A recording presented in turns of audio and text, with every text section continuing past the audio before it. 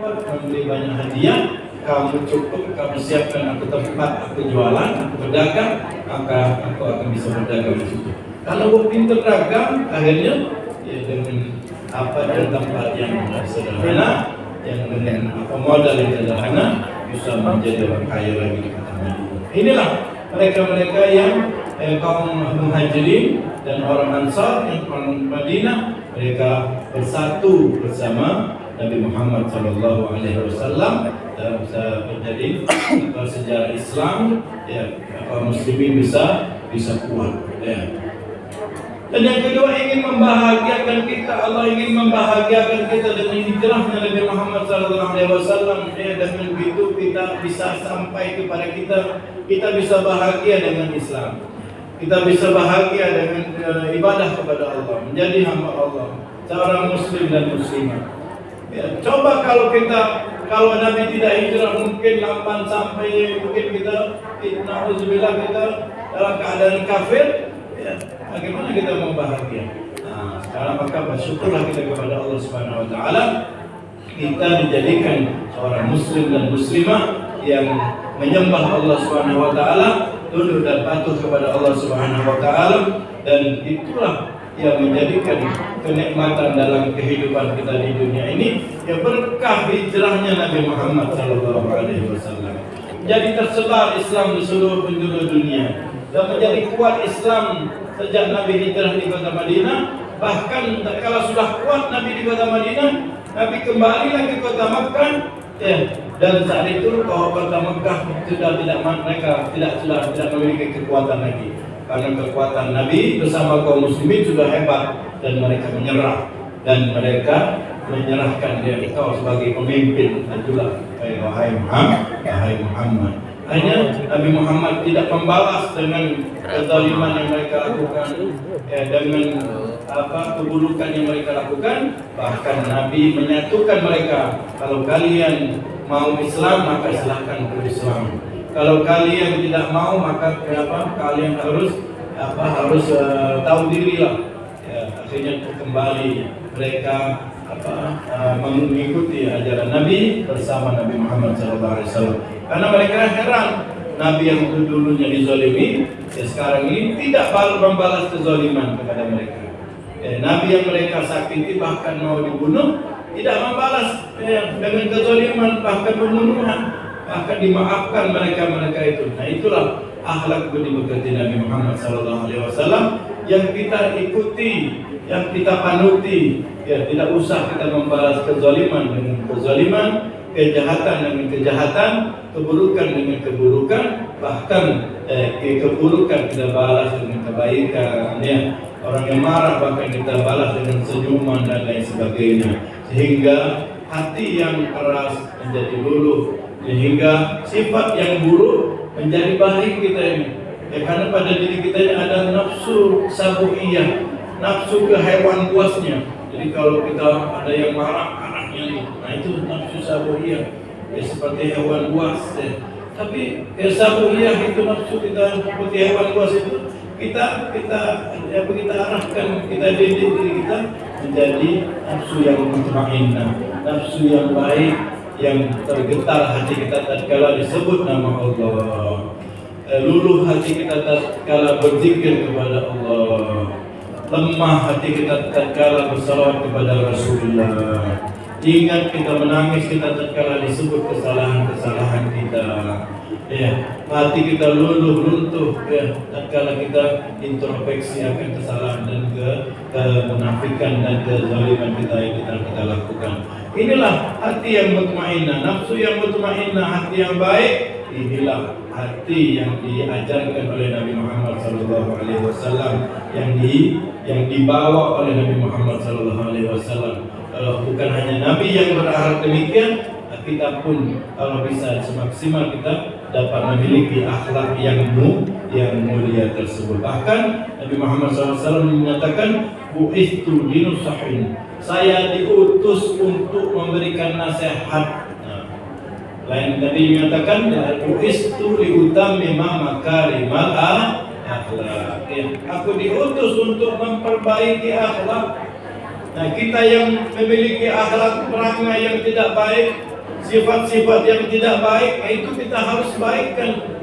Ya, sebagai introspeksi muhasabah pada tahun baru Islam, introspeksi dan muhasabah diri pada tahun baru Islam, yang mana ya mungkin ya pada 10 tahun yang lalu kita masih menjadi orang tua yang tidak baik.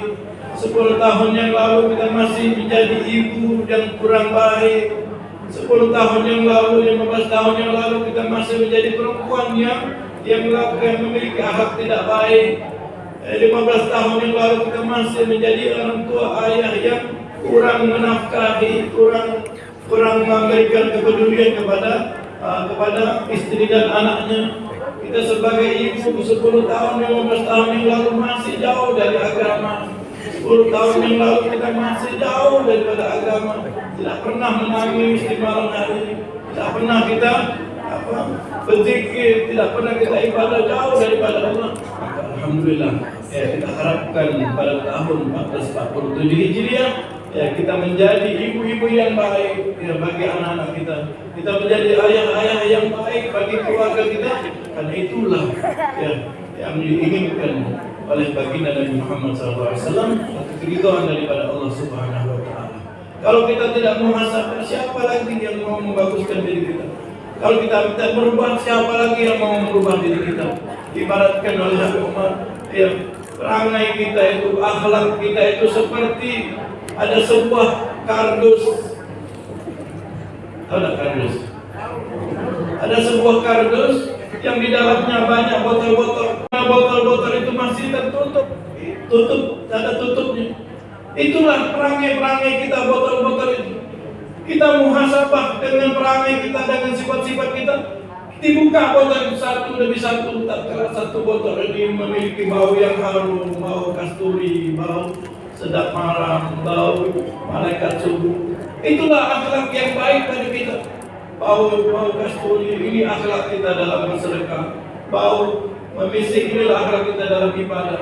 Bau yang malaikat subuh ini juga kita dalam kita berpuasa dan lain sebagainya. Namun ada tak kala dibuka botol juga satu, ada bau yang menjijikkan. Buka botol yang satu lagi ada yang bau bangkai. Ada dibuka botol lagi ada yang bau busuk luar biasa. Itulah akhlak-akhlak kita yang tidak baik. Akhlak kita yang suka maksiat, akhlak kita yang suka membangkang, akhlak kita menjadi pemalas, akhlak kita yang suka mencaci, akhlak kita yang suka menzalimi, akhlak kita yang suka mengadu domba dan lain sebagainya. Bagaikan bau bangkai, bau busuk, bau yang tidak baik. Maka dengan kita mengetahui, membuka botol-botol itu, maka kita bisa tahu. Ya, kita tahu kita memiliki akhlak-akhlak yang tidak baik. Nah, bau-bau yang busuk inilah seperti diibaratkan akhlak kita yang tidak baik, maka kita harus berubah. Jangan kita selalu menyangka diri kita baik. Kita harus bersuzon dengan nafsu kita. Kita harus muhasabah, menyangka buruk dengan diri kita. Ya. Jangan kita melihat diri kita sempurna, jangan kita melihat kita dengan kebaikan kita saja. Jangan lihatlah keburukan kita dan keburukan itu kita ganti dengan kebaikan. Mungkin kita suka bermaksiat, maka kita sedikit demi sedikit hilangkan dan tinggalkan maksiat. Mungkin kita malas dalam ibadah, sholat subuh, sholat malam, maka hilangkan kemalasan itu dengan senantiasa melaksanakan sholat 5 waktu dan sholat malam. Mungkin kita sebagai orang yang kikir, ya, maka hilangkan sifat kikir itu sekala pada setiap saat dan setiap waktunya kalau ada lebih. Mungkin kita juga suka mengadu domba, mungkin kita suka berbohong, mungkin kita suka berkhianat, mungkin kita suka lakukan kezaliman kepada orang. Maka sedikit demi sedikit hilangkan itu semua. Apakah kita mau dan tahan dengan bau yang busuk ada pada diri kita? Ya, kalau ada pada orang saja kita tidak tahan.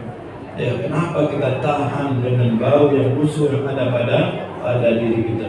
Jangan nyium yang baik-baik. Aku ini suka sholat, aku ini suka puasa, aku ini suka berbuat baik. Jangan. Ya, dikatakan tatkala kita menghadap kepada Allah, ya, tatkala kita dihisab, ya, maka semuanya dihisab. Ya, keburukan kita dihisab tatkala kita punya harta ditanya, ya ditanya kemana kan kau harta itu? Oh, aku sedekahkan ya Allah. Alangkah sedikitnya sedekahmu terhadap hartamu. Tak kala kita keluarkan harta itu yang banyak, begitu pun juga dihisab. Kenapa kau berikan kepada orang-orang yang bukan berhak? Kau tidak berikan kepada orang fakir miskin. Tak kala kita tidak memberikan, dihisab lagi. Kenapa kau tidak berikan ini hartamu? Kau hanya simpan saja. Ya, begitu pun juga kekuatan kita. Ya, kekuatan kita. Kenapa kau tak sholat banyak? Sholatmu hanya di dunia ini sebanyak paling banyak saat tarawih saja. Ditanya oleh Allah. Kenapa kau puasamu hanya main-main? Kenapa kau ada harta tak pernah berhaji? Kenapa kau ada harta tak pernah kau berikan kepada orang tuamu? Dan seterusnya. Semuanya akan dihisab. Kenapa waktu kau gunakan untuk maksiat kepada Allah? Ya. Dengan kita bermuhasabah, maka kita akan bisa menjadi lebih baik.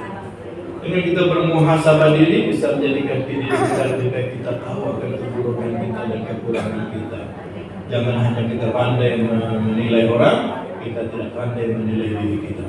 Ya, harapannya di tahun 1447 Hijriah kita menjadi orang yang ahli ibadah, insyaallah. Orang yang banyak ilmu dan mengamalkan ilmu, insyaallah. Insyaallah kita suka jadi orang yang suka berpuasa, yang suka bersedekah, yang senantiasa berbakti kepada orang tua kita, mendoakan mereka, memberikan amal jariah buat mereka, dan jasa mendidik anak-anak kita, tidak melalaikan kewajiban kita sebagai ibu rumah tangga, kewajiban kita sebagai bapak orang pemimpin rumah tangga. Dan juga mudah-mudahan tahun 1447 Hijriah Allah SWT ubah keburukan kita menjadi kebaikan, insyaallah. Ya, kebiasaan yang buruk menjadi kebiasaan yang baik, insyaallah. Tatkala kita banyak baiknya, tatkala kita dominan baiknya, dan sudah menipis keburukannya, maka hujan rahmat, hujan rezeki akan mudah datang kepada kita. Kebaikan akan mudah datang kepada kita dikarenakan kita banyak baiknya. Seolah-olah ibarat gelas yang sudah bersih, sudah bening, tinggal mudah Allah bagi Allah memberikannya. Hati kita sudah bersih, sudah bening, tidak ada benci, tidak ada dendam kepada orang, mudah Allah SWT akan berikan kebaikannya. Mungkin saat ini, mungkin sebelum ini, ya kita hati kita kotor, mungkin banyak kita kemaksiatan dan dosa dan kealpaan, malas zikir, malas salawat, maka begitu pun juga rezeki kita sempit, masalah kita banyak, musibah dan ujian kita bertumpuk-tumpuk. Mungkin dengan harapannya tahun 1447 kita bertobat dan kembali kepada Allah, banyak berzikir dan bersalawat kepada Rasulullah, Allah hilangkan semuanya kesempitan dan masalah kita, Allah luaskan rezeki kita, Allah panjangkan umur kita, Allah sehatkan jasmani dan rohani kita. Dikarenakan kita ingin hidup bahagia di dunia, kita tidak ingin hidup di dunia susah derita, kita ingin di dunia baik, bahagia, senang, panjang umur dan murah rezeki dan lain sebagainya, dan di akhirat kita bisa memetik buah daripada amal ibadah kita. Mudah-mudahan yang malas daripada ibadah, insyaallah Allah berikan semangat buat kita. Yang malas kita bangun malam, insyaallah Allah berikan istiqomah buat kita bangun malam. Yang malas berpuasa, Allah berikan